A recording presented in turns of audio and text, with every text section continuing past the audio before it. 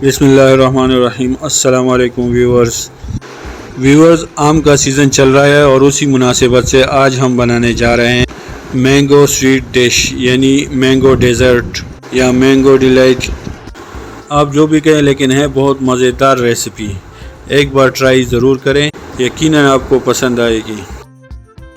इसमें जो इंग्रेडिएंट्स हम इस्तेमाल करते हैं इसमें है दूध 1 लीटर और ब्राउन शुगर या नॉर्मल चीनी भी आप इस्तेमाल कर सकते हैं 1 कप, और ये ड्राई फ्रूट गार्निशिंग के लिए, और केक, और ये थोड़ा सा इलायची पाउडर,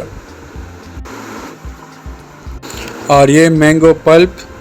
ये 4 मैंगो से मैंने पल्प निकाल कर इसको बग़ैर पानी बग़ैर दूध के ग्राइंड कर दिए हैं।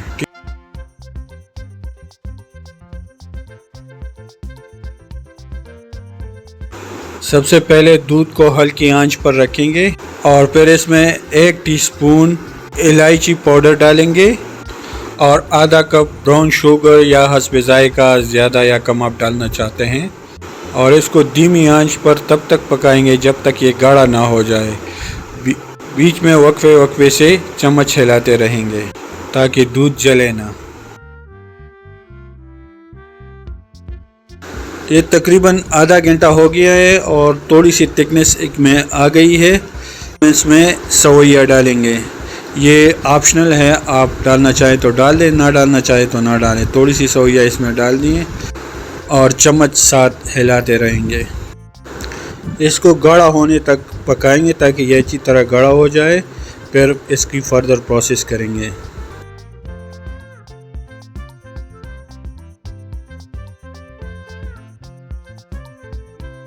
ये तकरीबन 1 घंटा इसका हो गया है और इसमें गाढ़ापन आ गया है, ये देखें।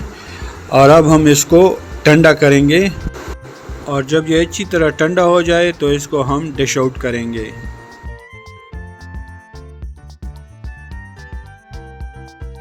सबसे पहले एक बर्तन में केक पीस रख लेंगे, इसी तरह फ्रेश केक, और इसके ऊपर दूध डाल देंगे जो हमने बनाया था। इसको बिल्कुल ठंडा किए हैं, अब ये इसके ऊपर डाल देंगे। जो लोग मीठा शौक से खाते हैं उनके लिए एक बहुत ही ज़बरदस्त और लाजवाब रेसिपी है।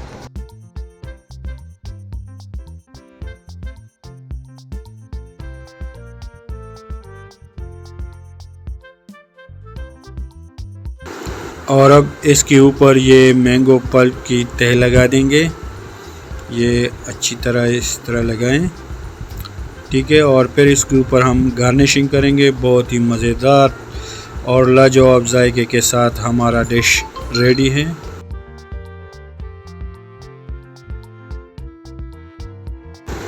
गार्निशिंग करने के बाद इसको 2 घंटे तकरीबन फ्रिज में रखेंगे और फिर ये सर्व करने के लिए रेडी है। आम का सीज़न चल रहा है तो एक मरतबा ट्राई ज़रूर करें, बहुत ही मज़ेदार और लाजवाब जायका है। उम्मीद करता हूँ आपको पसंद ज़रूर आएगी।